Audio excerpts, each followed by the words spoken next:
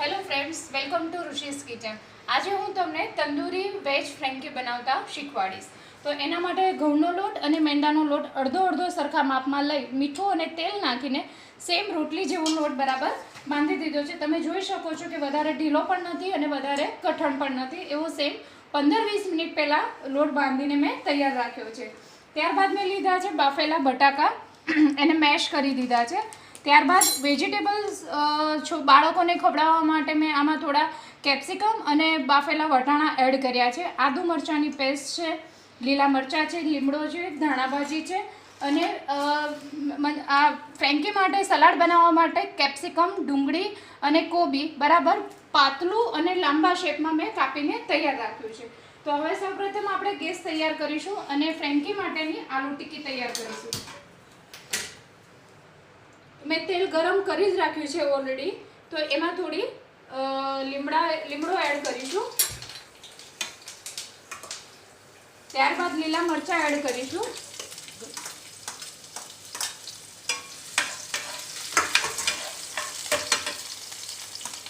આદુ મરચાં લસણની પેસ્ટ એડ કરીશું.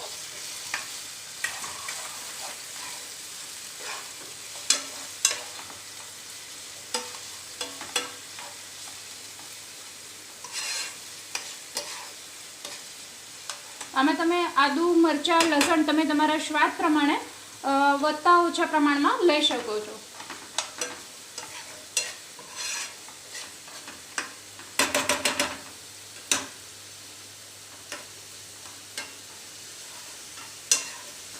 આમાં ખાસ એને બરાબર પહેલાં એકદમ સતળાઈ દેવું પડશે. ત્યારબાદ જ આપણે એનો મસાલો કરીશું.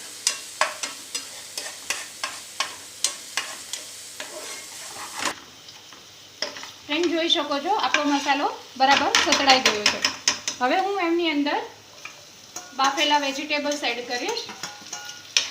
તમે આમાં ગાજર અને એવું પણ તમારું ફેવરિટ અથવા તો કંઈ ભાવતું વેજીટેબલ્સ હોય તો તમે તમારી રીતે એડ કરી શકો છો.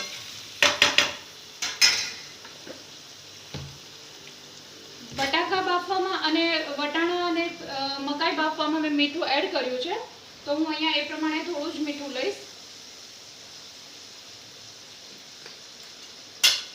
ત્યારબાદ એમાં 1.5 થી પોણી ચમચી હળદર એડ કરીશ.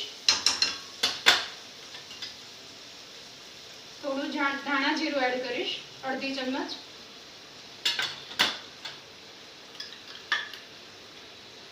ત્યારબાદ 1/2 ચમચી લાલ મરચું પાવડર એડ કરીશ.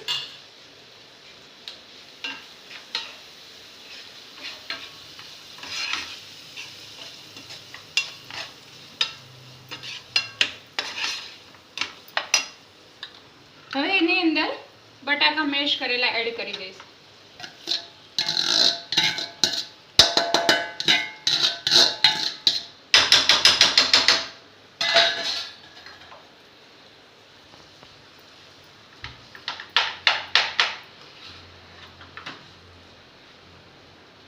હવે આપણે આને બરાબર મિક્સ કરી લેવાનું છે.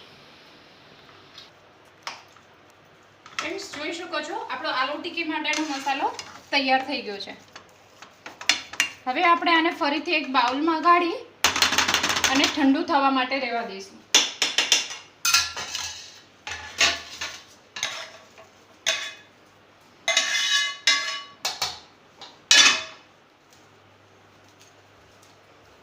હવે આને થોડી વાર ટિક્કી બનાવતા પહેલા માટે ઠંડુ પડવા દઈશું. ત્યાં સુધીમાં આપણે ફ્રેન્કી માટેનું સલાડ તૈયાર કરીશું. અહીંયા મેં તમને પહેલાં જ બતાવ્યું એવી રીતે ઝીણું સમારેલી ડુંગળી, કેપ્સિકમ અને કોબીજ લીધા છે.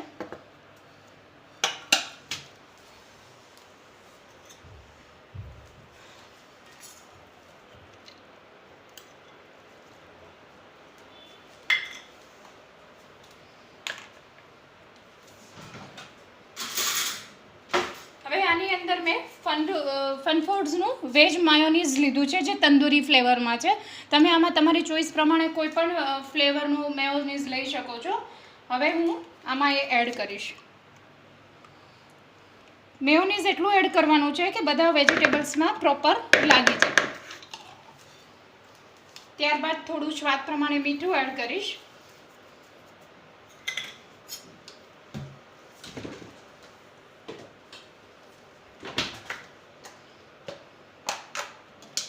થોડો મરી પાવડર એડ કરીશ. હવે આને બધું બરાબર મિક્સ કરી લઈશું.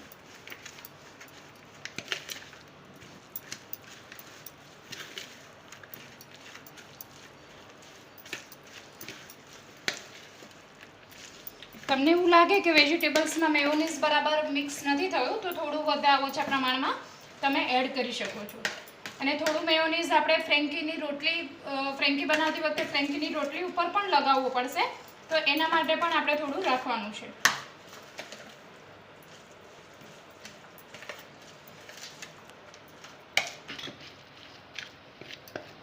ઓકે ફ્રેન્ડ્સ, તમે જોઈ શકો છો આપણું ફ્રેન્કી માટેનું મેયોનીઝ સલાડ તૈયાર છે. હવે આપણે આને સાઈડ પર રહેવા દઈશું અને ફ્રેન્કી માટે રોટલી બનાવવાનું શરૂ કરીશું. ફ્રેન્ડ્સ, તો તમે જોઈ શકો છો મેં અહીંયા થોડી જાણી જોઈને જ મોટી રોટલી લીધી છે કે જેથી આપણે આલુ ટિક્કી સલાડ બધું એડ કરીએ, ચીઝ ને બધું એડ કરીએ તો એ આપણી મસાલો બહાર ના નીકળી જાય અને આપણને ખાતા બરાબર ફાવે. તો આ થિકનેસમાં બહુ જાડી પણ નહીં, બહુ પાતળી પણ નહીં, એ થિકનેસમાં મેં એક મોટી રોટલી બનાવી લીધી છે. અને આ જ રીતની આપણે બીજી બધી રોટલીઓ તૈયાર કરીશું. આને કાચી પાકી શેકી લેવાની છે.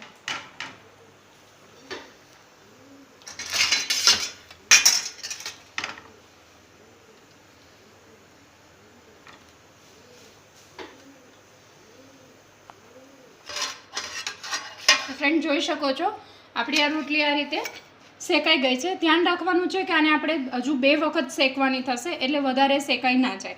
આ રીતની શેકીને બધી બીજી રોટલીઓ પણ તૈયાર કરીશું. બધી રોટલીઓ શેકાઈ ગયા પછી ત્યારબાદ મેં આમાં મસાલો આપણો બરાબર ઠંડો પડી ગયો છે, એમાં થોડા ધાણા એડ કર્યા છે. હવે આપણે એના માટે ટિક્કી તૈયાર કરીશું.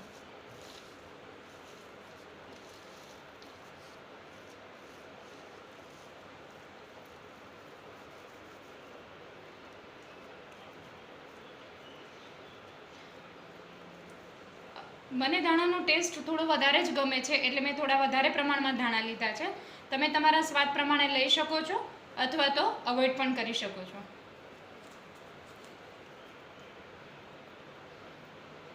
આપણે આ રીતે બધી આલુ ટિક્કી તૈયાર કરવાની છે. આ રીતે બધી ટિક્કી આપણે આ લોટની તૈયાર કરી દઈશું. ત્યારબાદ અહીંયા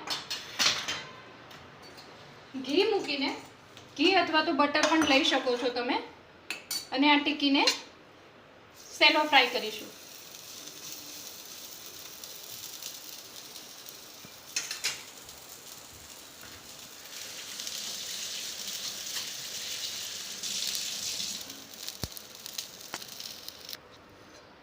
ફ્રેન્ડ્સ, આપણી ટિક્કી શેકાઈને તૈયાર થઈ ગઈ છે.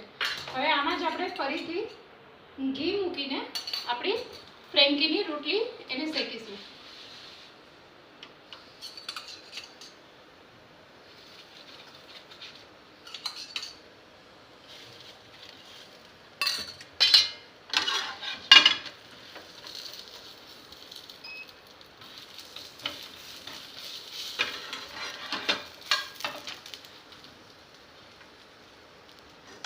ફ્રેન્ડ્સ, જોઈ શકો છો આપણી હવે રોટલી શેકાઈને તૈયાર છે.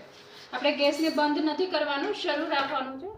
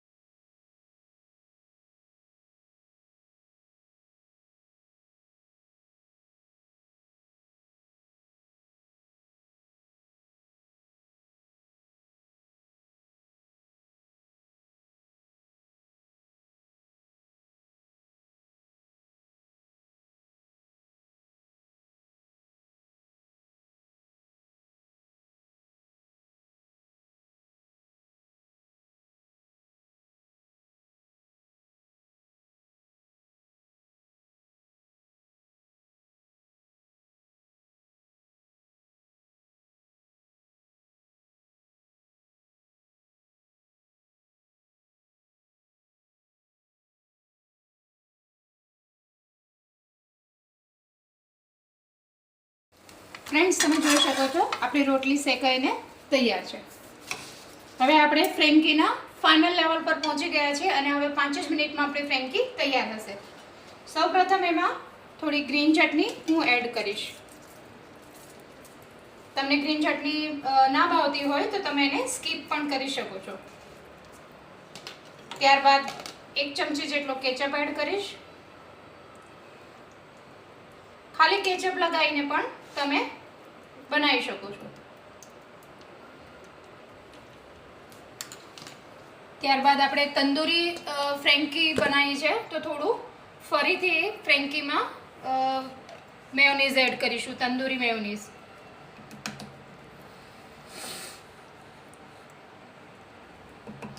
બહુ વધારે મેયોનીઝ નથી લગાવવાનું કારણ કે આપણે ઓલરેડી સલાડમાં એને એડ કર્યું છે.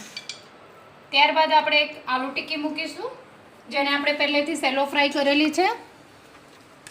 ત્યારબાદ આપણું મેયોનીઝ સલાડ એડ કરીશું.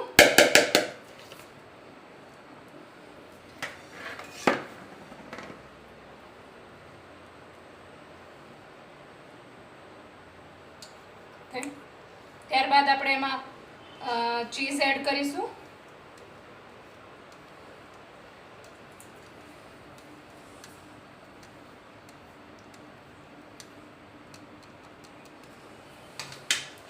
હવે આપણી ફ્રેન્કી તૈયાર છે તો તેને આપણે પ્રોપરલી રેપ કરી દઈશું. રેપ કરતી વખતે થોડું એને ધ્યાન રાખવાનું છે કે એને ફિટ રેપ કરવાની છે કે જેથી ખાતી વખતે તે ખુલી ના જાય.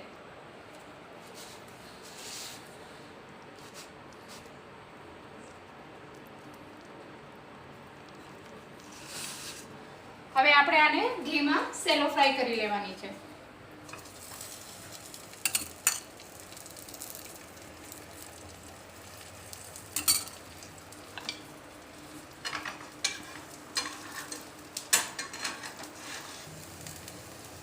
ફ્રેન્ડ્સ, જોઈ શકો છો આપણી ફ્રેન્કી સ્લાઇટ ગોલ્ડન બ્રાઉનની તૈયાર છે.